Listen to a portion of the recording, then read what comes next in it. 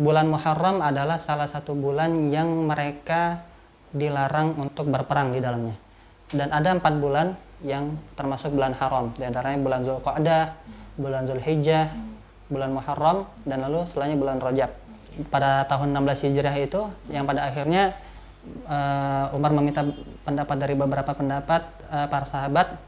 Lalu Ali bin Abi Thalib mengusulkan untuk bulan Muharram menjadi awal tahun Hijriah.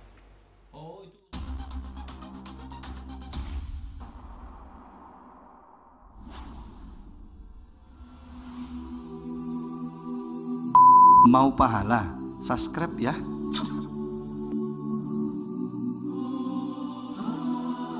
Assalamualaikum warahmatullahi wabarakatuh. Sahabat LDMI yang dimuliakan Allah Subhanahu wa taala. Alhamdulillah, bersyukur kepada Allah Subhanahu wa taala, hari ini kita masih bisa bersama-sama melaksanakan aktivitas kita, karena kita semua masih diberikan nikmat kesehatan, nikmat kesempatan, sehingga kita masih bisa melakukan berbagai aktivitas-aktivitas rutinitas kita pada hari ini.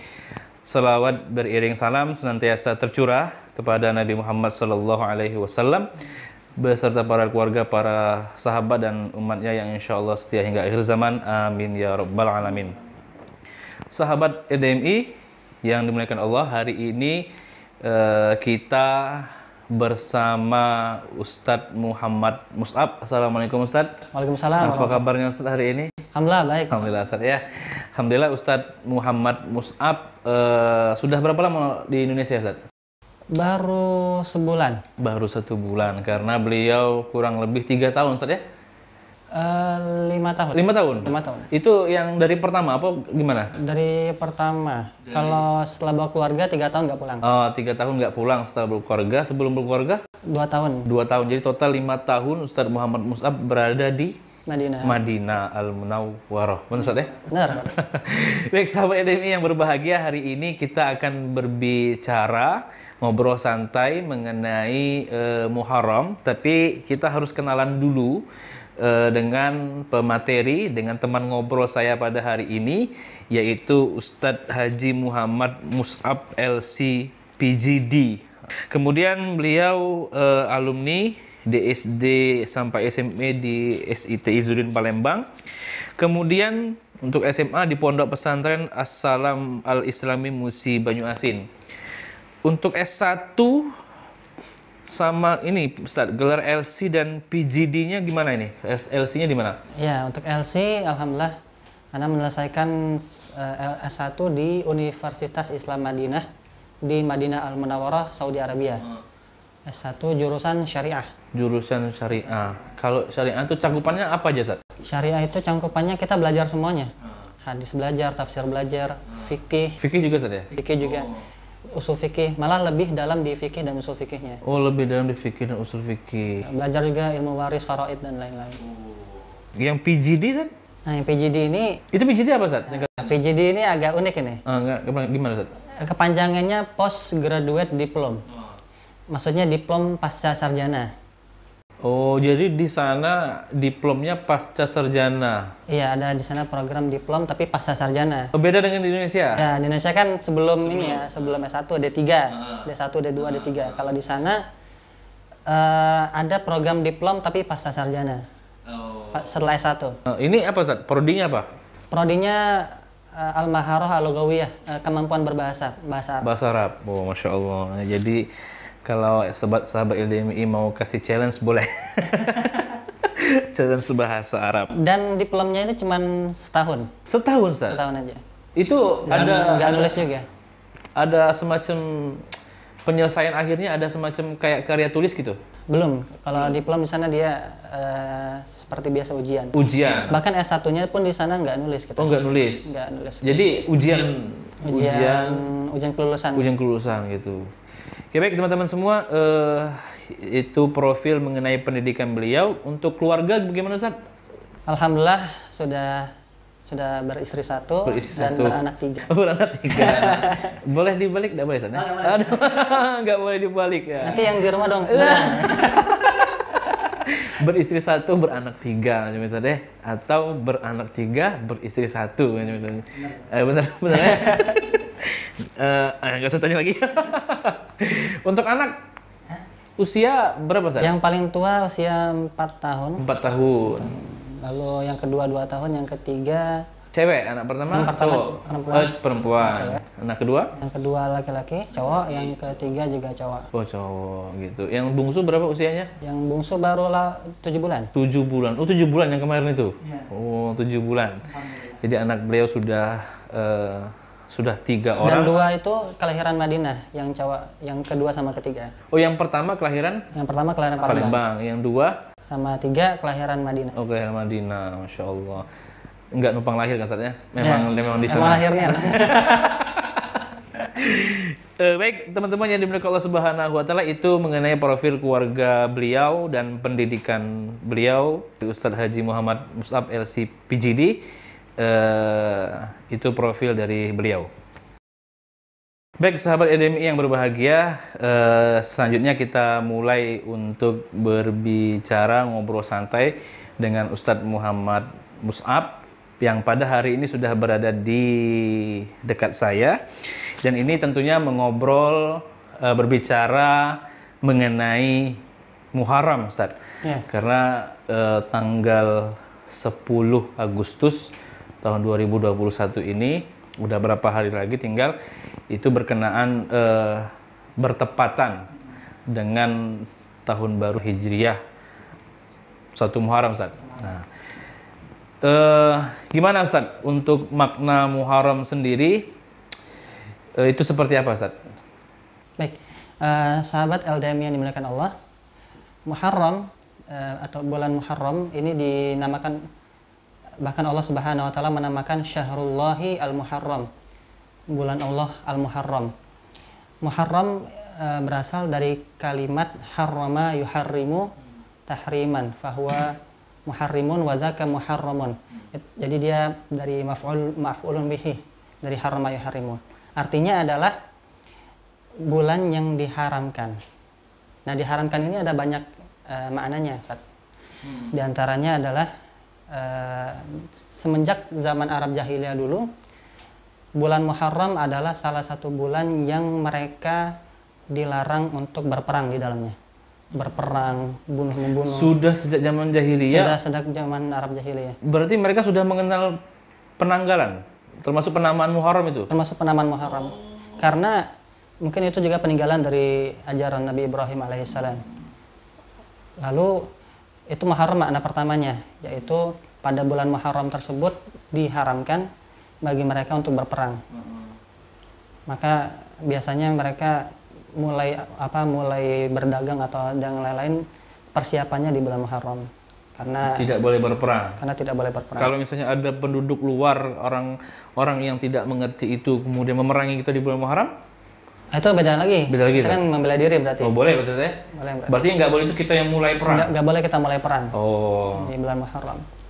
Yang kedua juga dinamakan Al-Muharram karena bulan itu adalah bulan di mana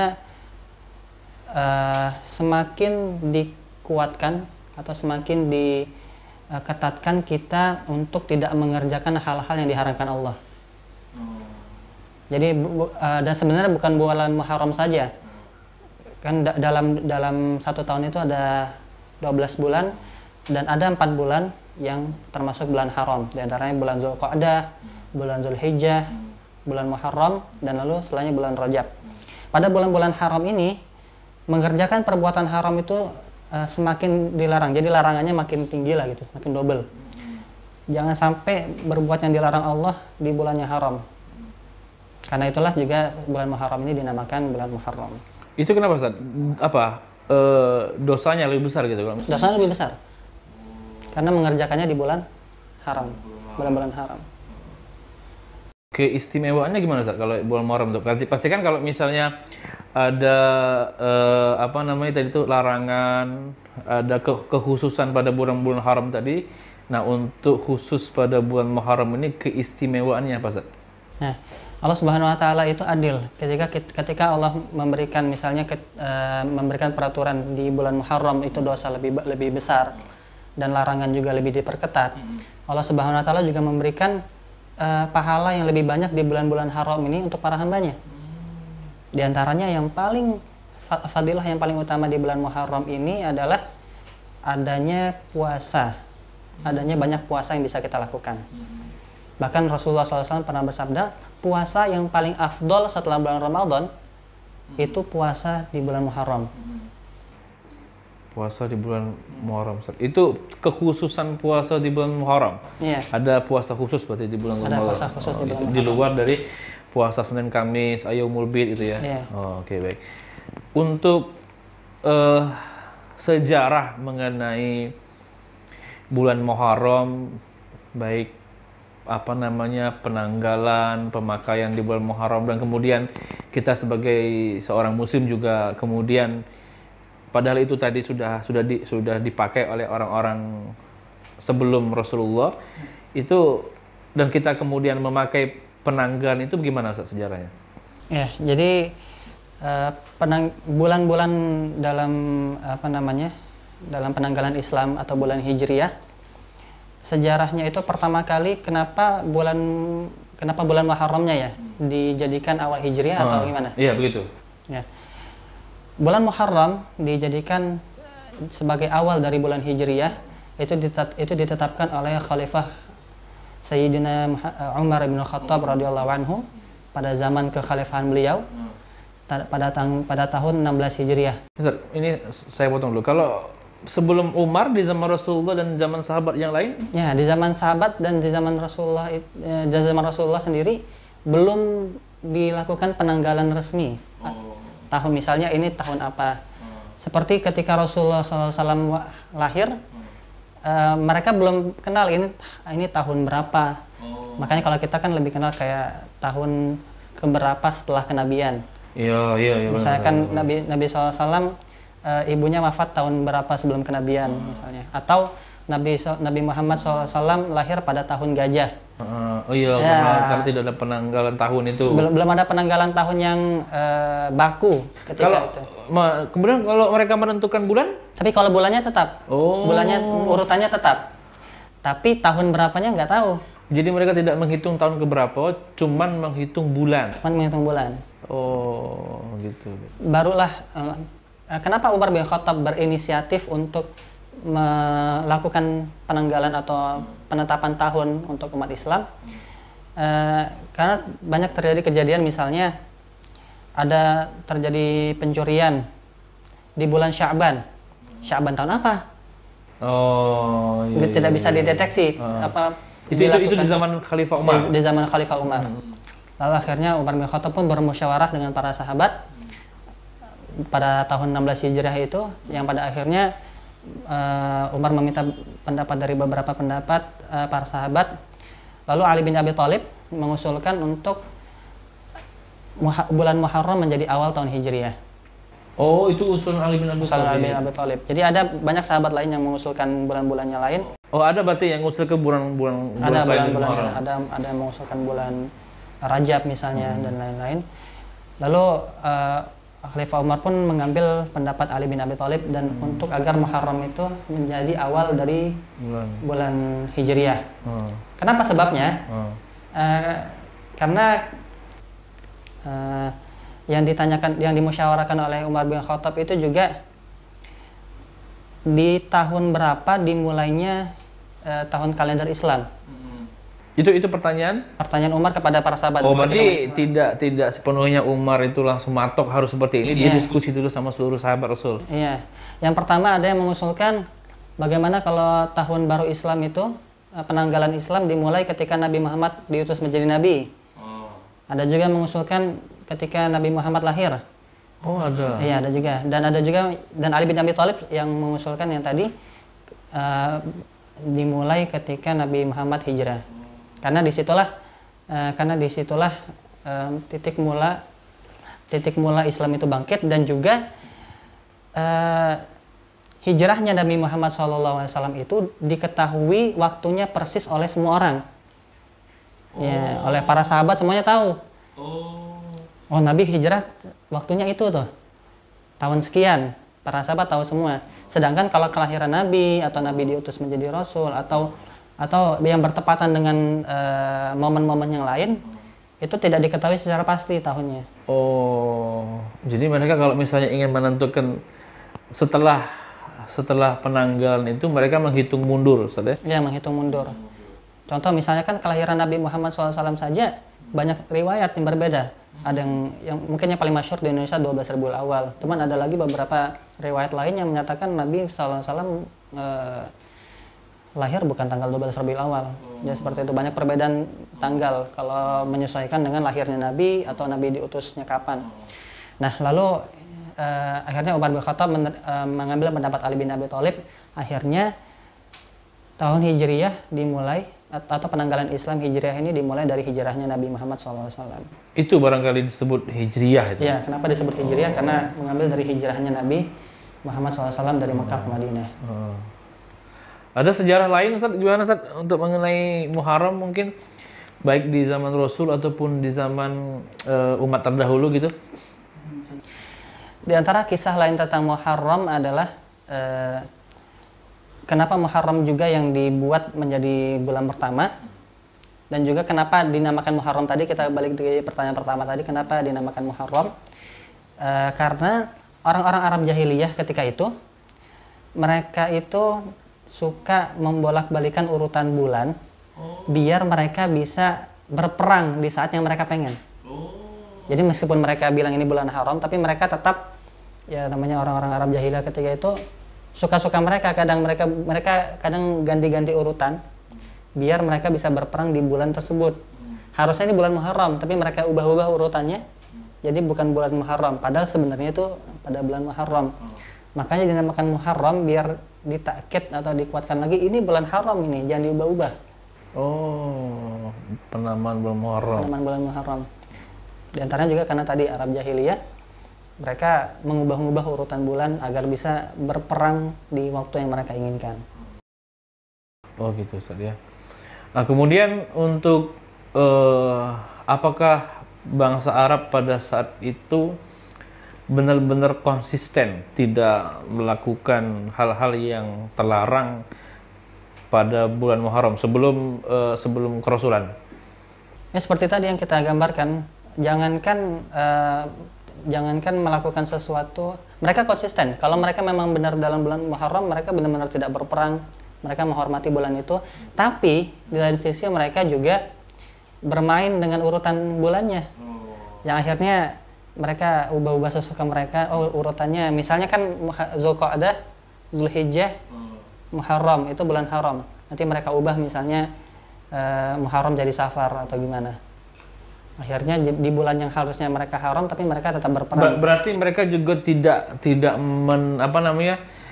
menyepakati urutan dari bulan itu sendiri. Mereka sepakat, tapi itu diubah-ubah semua mereka. Itu biasanya dilakukan oleh sependuduk itu atau hanya kelompok-kelompok tertentu? Ya sebagian lah, sebagian. Ada Arab yang seperti itu. Sebagian saja. Untuk peristiwa Muharram sendiri, Ustaz, ada yang bisa menjadi pelajaran bagi kita yang mungkin diceritakan oleh Rasul kepada para sahabat atau seperti apa, Ustaz? Ya, kembali ke fadilah dari bulan Muharram tadi. Bulan Muharram ini adalah bulan yang dimana kata Rasulullah SAW, as-siyamu fihi, puasa yang afdol setelah bulan Ramadan. Maksudnya itu diantaranya ada puasa Asyura di dalamnya. Puasa Asyura.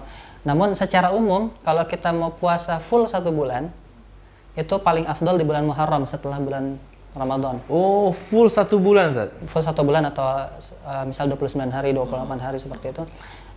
Seperti puasa Ramadan, banyak maksudnya puasanya itu lebih afdal di bulan Muharram. Ditambah lagi di bulan Muharram itu ada ya hari puasa Asyura, puasa tanggal 10 Muharram, yang mana puasa Asyura ini adalah salah satu puasa yang awal-awal diwajibkan oleh Allah Subhanahu wa taala kepada umat Islam. Diwajibkan. Diwajibkan. Berarti dulu wajib puasa Asyura. Dulu itu. wajib puasa Asyura. Tanggal 10 Muharram. Berarti satu hari itu. Satu hari itu. Itu sebelum datang perintah puasa Ramadan. Sebelum datang perintah Ramadan. Lalu di tahun 2 Hijriah ketika tahun berapa? Tahun 2 Hijriah. 2 Hijriah. Oh. Tahun 2 Hijriah ketika turun perintah puasa Ramadan, akhirnya berubah puasa Muharram, puasa Asyura yang tadinya hukumnya wajib menjadi sunnah. Dan juga Rasulullah SAW juga menganjurkan kita untuk puasa sehari sebelum atau sehari setelah. Jadi ada puasa Tasu'a namanya, ada Asyura. Jadi ada puasa Tasu'a, ada puasa Asyura. Yang Tasu'a tadi tanggal berapa, Ustaz? Tasu'a tadi tanggal 9. Tanggal 9. Asyuranya tanggal 10. Tanggal 10. Itu sunnah, Ustaz ya? Itu sunnah kita puasa tanggal 9. Berarti 2 hari itu, tanggal 9, tanggal 10. 2 hari, iya 2 hari. Itu dilakukan agar kita menyelisihi orang Yahudi. Karena orang Yahudi puasa tanggal 10 aja. Orang Yahudi sampai sekarang puasa Asyura juga? Kalau sampai hari ini anak nggak tahu, tapi di zaman Rasulullah mereka puasa Asyura. Ketika Nabi SAW datang ke Madinah, setelah hijrah dari Makkah ke Madinah, Nabi SAW mendapati orang-orang Yahudi puasa di tanggal 10 Asyura itu, 10 Muharram. Lalu ditanya, kenapa kalian puasa Asyura? Para orang-orang Yahudi pun menjawab, karena di hari itu Nabi Musa, di hari itulah diselamatkannya Nabi Musa dari kejaran Fir'aun. Akhirnya mereka merayakan hari itu dengan berpuasa. Lalu Nabi SAW pun berkata kepada para sahabat, kita lebih berhak atas Nabi Musa terhadap orang-orang Yahudi. Akhirnya Nabi memerintahkan para sahabat untuk berpuasa Asyura. Oh, itu berarti apa, Ustaz? Salah satu cara apa ya? Rasulullah salah satu cara sebab adanya puasa Asyura itu tidak melalui wahyu gitu. Jadi langsung dapat dari pertanyaan Rasulullah ke orang Yahudi itu. Ya, tapi kalau Rasulullah yang bilang itu bukan berarti tidak ada wahyu. Oh, berarti langsung otomatis itu? Enggak, karena Nabi SAW ketika mengucapkan sesuatu juga itu pasti wahyu dari Allah. Langsung itu pasti wahyu dari Allah. Itu pasti wahyu dari Allah. Okay. Kan ataupun kalau bukan wahyu itu bukan perkataan yang keliru, karena kan firman Allah Subhanahu wa taala kepada Nabi Muhammad SAW, la yantiqu 'anil hawa in huwa illa wahyu yuha. Nabi SAW tidak pernah mengucapkan sesuatu dari hawa nafsunya sendiri, tapi itu melainkan itu adalah wahyu yang diwahyukan pada Allah. Baik itu wahyu itu macam-macam, baik ada yang berupa Al-Quran. Iya. Bahkan kadang kan kita cuma tahunya sampai situ doang. Karena tahu sampai situ doang. Misalnya Rasulullah dapat wahyu, ada kondisi fisik dia berubah segala macam gitu kan. Untuk puasa Asyura itu sendiri, Ustaz, selain dari dilaksanakan oleh orang-orang Yahudi, ada mungkin dari umat lain mungkin yang melaksanakan dengan nama yang berbeda. Kalau itu anak kurang tahu, tapi yang anak tahu itu Yahudi yang melaksanakan, karena kan mereka merayakannya karena Nabi Musa. Karena Nabi Musa tadi. Dan juga di antara fadilah puasa Asyura. Fadilah puasa Asyura itu adalah kita diampuni kalau kita berpuasa di hari itu, Allah Subhanahu wa taala insya Allah akan mengampuni dosa kita yang setahun yang lalu. Oh, puasa Asyura? Puasa Asyura itu menghapus dosa kita setahun yang lalu. Oh gitu. Yang lalu aja, Ustaz, ya? Yang depan enggak? Yang depan enggak. Kalau itu pas Arafah. Itu pas Arafah. Pas Arafah itu yang akan datang dihapuskan juga. Yang lalu juga. Yang lalu juga. Oh, jadi kalau misalnya puasa Arafah kita tidak sempurna masih bisa dipuasa Asyura. Tapi puasa Asyura tidak mengampuni dosa yang depan, yang tahun belakang aja, Ustaz, ya. Iya, dan juga dosa yang diampunin itu kalau penjelasan para ulama dosa-dosa kecil. Dosa kecil yang khusus puasa Muharram tadi. Apa yang Arafah juga? Sama. Arafah juga. Karena dosa-dosa besar itu butuh taubat untuk kita minta. Contohnya, Ustaz? Contoh misal minum-minuman keras. Itu dosa besar, Ustaz, ya? Itu dosa besar. Minum-minuman keras, berzina, judi. Itu dosa-dosa besar yang kita harus bertaubat, benar-benar menyesal kepada Allah Subhanahu wa taala untuk meninggalkannya. Yang dosa-dosa kecil kan kita ini pasti nggak mungkin dalam sehari itu nggak melakukan dosa. Iya, kadang nggak sadar. Kadang nggak sadar tiba-tiba berbohong, tiba-tiba ngatai uang, tiba-tiba gibah. Benar-benar. Maka karena itu kita, maka dari itu kita sebagai umat Islam harus terus termotivasi untuk melakukan ibadah. Kalau ada ketemu momen-momen seperti ini, puasa Asyura, puasa Arafah, jangan sampai kelewatan. Karena disinilah momen-momen Allah Subhanahu Wa Taala memberikan ampunannya sangat luas kepada kita semua. Diampuni dosa setahun yang lalu. Kita udah tahu setahun lalu kita ngapain kan? Iya, benar, benar Ustaz. Karena kita tidak tahu setahun yang lalu itu kita ngapain, dan juga kita tidak tahu setahun yang lalu itu sudah diampuni oleh Allah belum, Ya, gitu kan? atau belum. Dan kita kan juga tidak tahu puasa kita itu gimana dalam pandangan Allah kan, itu. Baik, sahabat LDMI yang dimuliakan Allah Subhanahu Wa Taala, itu tadi obrolan kita dengan Ustadz Haji Muhammad Mus'ab LC-PGD mengenai ulasan balik mengenai Muharram. Untuk kesimpulan, bagaimana Ustadz, apa yang bisa Ustadz sampaikan, nasihatkan kepada kami semua mengenai Muharram ini, Ustadz? Muharram ini selain identik dengan puasa juga dan perbanyak ibadah di sana, Muharram ini identik dengan perpindahan hijrah, karena tahun baru Hijriyah itu kita menentukannya, Umar bin Khattab waktu itu menentukannya dari hijrah Nabi Muhammad SAW dari Mekah ke Madinah. Maka tahun baru Hijriyah ini identik dengan hijrah. Hijrah itu berbagai macam. Ada hijrah dari satu tempat ke tempat yang lain, dari keadaan yang lain, dari satu keadaan ke keadaan yang lain. Dan inti dari hijrah itu adalah berpindah dari sesuatu yang buruk ke sesuatu yang baik. Misalnya pindah dari tempat yang buruk ke tempat yang baik. Kita tinggal di suatu tempat yang tetangganya kerjanya mabok-mabokan misalnya. Kita pindah, bismillah kita hijrah, pindah ke tempat yang lain, ke tempat yang lebih baik. Atau kita hijrah pindah dari teman yang buruk ke teman yang baik, itu juga dinamakan hijrah. Maka momen Muharram ini kita manfaatkan untuk lebih membuat kita bersemangat untuk hijrah. Hijrah dari yang buruk menuju yang baik. Apapun itu. Baik pindah tempat, baik pindah keadaan, atau pindah perilaku juga disebut hijrah. Hijrah, ya Allah, di tahun lalu Hijriah ini aku banyak puasa masih bolong-bolong, sholat masih bolong-bolong misalnya, sholat dak khusyuk, sholat dak semangat, atau masih banyak ngatai uang, masih banyak melakukan perbuatan buruk. Manfaatkan momen tahun baru hijrah ini untuk hijrah ke arah yang lebih baik. Itu mungkin kesimpulan yang bisa kita ambil dari Muharram ini, tahun baru hijriah. Baik, terima kasih kita ucapkan kepada Ustadz Muhammad Mus'ab LC-PGD yang pada hari ini telah meluangkan waktunya untuk kita semua, untuk sahabat LDMI pada hari ini. Juga saya ucapkan terima kasih atas segala perhatian. Hari ini kita sudah ngobrol santai, berbicara langsung dengan Ustadz Muhammad Mus'ab, salah satu alumni dari Universitas Islam Madinah, yang berkesempatan bisa hadir ngobrol bersama kita mengenai kilasan balik mengenai tahun baru Hijriah Muharram yang bertepatan di tahun ini di 1443 Hijriah. Sahabat LDMI yang berbahagia, dengan berakhir penyampaian Ustadz Muhammad Mus'ab mengenai kesimpulan dan nasihat terakhir beliau mengenai Muharram tahun ini, kita bisa menerima bahwa kita bisa lebih hijrah menuju yang lebih baik lagi. Hijrah juga tentang kondisi, semoga kondisi kita saat ini Ustaz, dalam kondisi pandemi ini, virusnya juga hijrah Ustaz. Amin, amin. Virusnya bisa hijrah. Bukan ke hijrah, tempat balik kampung. Pindah ke planet mana kayak itu kan, virusnya macam itu.